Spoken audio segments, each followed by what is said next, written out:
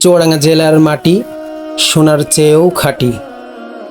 আমাদের চুয়াডাঙ্গা জেলার রেল স্টেশনের সৌন্দর্য দেখতে পাচ্ছেন। সুন্দরবন ট্রেনটি এখন খুলনার দিকে আগমন করছে। আমি ওভারব্রিজের ওপরে থেকে ভিডিওটি শ্যুট করেছি। আশা করি আপনাদের কাছে ভালো লাগবে।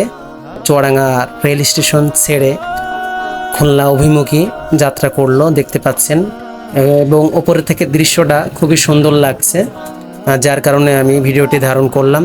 দেখতে পাচ্ছেন আমাদের চুয়াডাঙ্গা রেল স্টেশনটি আগের তুলনায় অনেক সুন্দর করে ফেলেছে। দুই পাশের প্ল্যাটফর্মটি অনেক সুন্দর লাগছে দেখতে পাচ্ছেন।